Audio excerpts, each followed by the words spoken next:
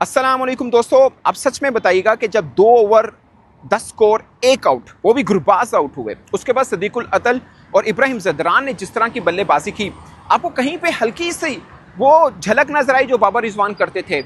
चौका लगाया, सिंगल, फिर रोक रोक के खेले, लगा इरिटेशन है। 34 रन्स थे पावर प्ले के अंदर और मैं सोच रहा था कि इतनी स्लो बैटिंग ये क्यों कर रहे हैं, मगर सदीकुल अतल और इब्राहिम ज़दरान के माइंड में कुछ और चल रहा था। उनके पीछे एक प्लानिंग थी कि ठीक है रुक के चलते हैं, आपको अच्छे ओवर भी बीच में मिलेंगे। और अच्छे ओवर किसके मिले? हारिस रऊफ के, सुफियान मुकीम के, जिन्होंने पिछले मैच में अफगानिस्तान को दरअसल शिकस्त दी थी और उन दोनों को ढूंढ के उन्होंने ठीक ठाक किस्म के रन किए उसके खिलाफ। अगरचे हारिस रऊफ ने पिछले मैचेस में अच्छी बॉलिंग की, इसमें रन हो गए, this is what cricket is actually. मगर फहीम अशरफ ने जबरदस्त बॉलिंग की है, पहली दफा उन्होंने के 4 विकेट उन्होंने लिए। उससे पहले वो 5 दफा 3 विकेट ले चुके हुए हैं। सबसे पहली हैट्रिक भी पाकिस्तान की तरफ से T20 क्रिकेट में 2017 में फहीम अशरफ कर चुके हैं। उसके बाद खैर हसनैन ने भी की थी। But point is, Saim Ayub ने भी अच्छा ओवर कर दिया, फहीम अशरफ ने भी ओवर अच्छा कर दिया। बट आप इन दोनों के ऊपर कभी भी मैच रख कर नहीं खेलते हैं। ठीक है, एक अच्छा डे मिला, वो अच्छा कर गए, बट आप शाहीन पे खेलते हैं, आप सुफियान पे खेलते हैं, आप हारिस रऊफ पे खेलते हैं, जो 3 रेगुलर बॉलर हैं आपके, बाकी सब ऑलराउंडर हैं।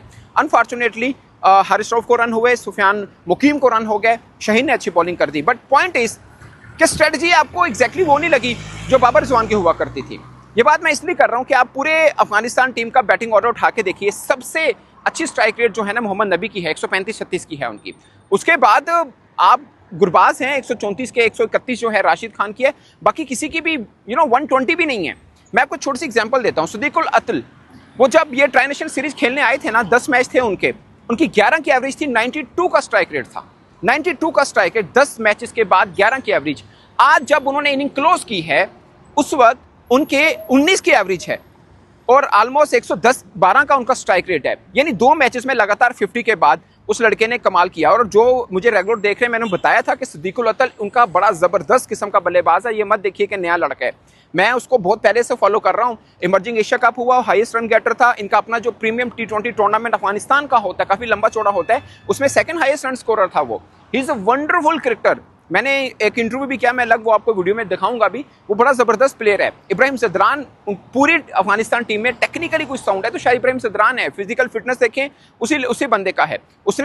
उसका देखिए 144 की स्ट्राइक रेट बन गई, जो अतल थे उनकी 142 की स्ट्राइक रेट बन गई। कुल मिला के दोनों ने 80+ बॉल के ऊपर 113 रन की पार्टनरशिप लगाई, जहां से मैच शायद उन्होंने पाकिस्तान से छीना। बट मुझे बीच में लगा कि यार थोड़ा स्लो खेल रहे हैं, ज्यादा ही एहतियात कर रहे हैं, तो ये मैच उनको उल्टा पड़ेगा। मगर जो टॉस के वक्त राशिद खान ने कहा था कि 170 के गिर्द हम मिल गया तो मैच को ले सकते हैं, तो राशिद खान ने जो कहा उनकी बॉलिंग ने वो कर दिखाया। अगरचे आप पावर प्ले देखें, उनके पावर प्ले में 34 रन थे, 1 आउट था।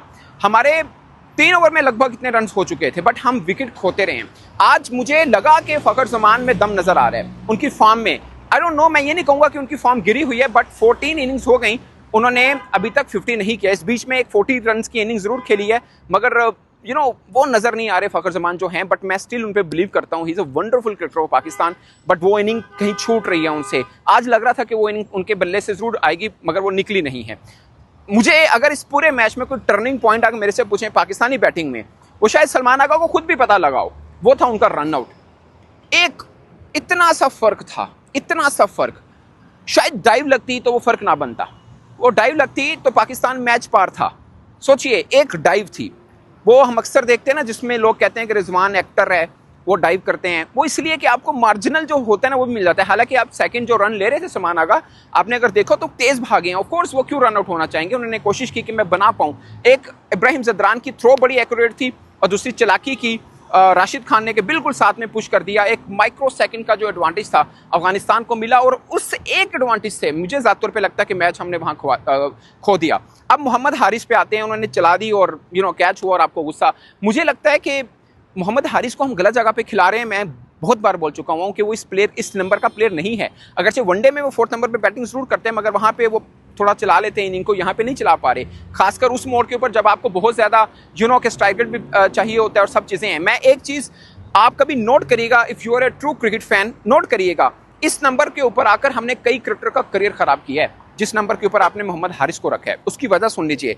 आसिफ अली से पूछ लें आप, वो हमेशा शिकवा करते हैं कि मेरे पास 6-8 बॉलें होती है जब मैं बैटिंग को जाता हूँ, मैं अच्छा बैट्समैन हूँ, मैं तो ओपन भी करता रहा हूँ, मुझे इतनी कम बॉलें क्यों मिल जाती हैं।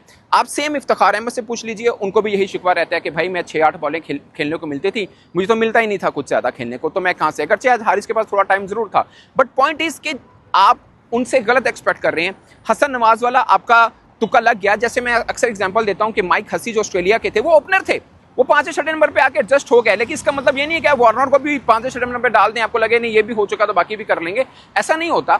एक आधा प्लेयर है जो एडजस्ट कर देता है, वो ब्लेसिंग इन डिस्गाइज थे, वो खुद नहीं कहा उन्होंने कि हाँ मैं इस नंबर पे खेल लूंगा, उनको कहा गया मजबूरन, क्योंकि उनकी टीम के अंदर ओपनर बहुत ज्यादा थे कोटा ग्लैडिएटर में, उनको चौथे 5 नंबर पे खिलाया, वो ब्लेसिंग इन डिस्गाइज हुआ और पाकिस्तान को भी फायदा हुआ, तो एडजस्टमेंट होगी उनकी भी कि पाकिस्तान टीम में सबसे अच्छी पोजीशन पे वो हो गया, अगर रन नहीं कर पाए वो। But my point is Haris से फायदा लेना है तो टॉप ऑर्डर में फर्स्ट 3 पोजीशन में किसी में डालना पड़ेगा, अदरवाइज आपको सोचना है कि उस लड़के का शायद उतनी गलती नहीं जितनी आप उसकी यूटिलाइजेशन गलत नंबर पे कर रहे हैं। आई डोंट नो कि आपने कब उनके इतने मसल देख लिए हैं मोहम्मद हारिस के, कब आपने उस नंबर के ऊपर उनको कोई बड़ी इनिंग खेलते हुए देखा है, आई डोंट नो, मैंने नहीं देखा। मैं तो उनको इमर्जिंग एशिया कप से कवर कर रहा हूँ, मैं उनको डोमेस्टिक में देखता हूँ, मैं उनको हर जगह पे देखा है। आपने उसको फायदा लेना, ऊपर भी मैं ये नहीं कर रहा लंबी इनिंग खेलेंगे, उसने भी 100 किया यार, ऊपर में किया है। आप कैसे एक प्लेयर जो अच्छी फॉर्म में था, ठीक है बाद में वो बांग्लादेश में नाकाम हुए, वेस्ट इंडीज में नाकाम हुए, यहाँ पे 3 इनिंग में नाकाम हो गए, मैं मान लेता हूँ, बट आप उनको गलत नंबर पे खिला रहे हैं। फिर आप कह रहे हैं फ्रस्ट्रेशन आ रही है उस लड़के में, ये आ रहा है वो आ रहा है। बुरी फॉर्म में अच्छे नंबर पे उनको बैटिंग दीजिए, वो आपको अच्छा कर दिखाएंगे। मुझे लगता है अच्छा कर दिखाने का मतलब मैं नहीं कह रहा कि वो 50 कर लेंगे, 100 कर लेंगे, बट वो 13 बॉलों पे 27 कर लें, 18 बॉलों के ऊपर 33 वाली इनिंग, इस तरह की इनिंग वो आपको उनको 5 मैचेस में 2-3 बार मिल जाएगी, जो इतना ही होता है। हर प्लेयर हर बारी में लेता नहीं है। शाहजाद फरहान अच्छी निक में थे मगर वो इनिंग को आगे नहीं ले जा पाए। आई डोंट नो कहाँ पे गलती कर रहे हैं।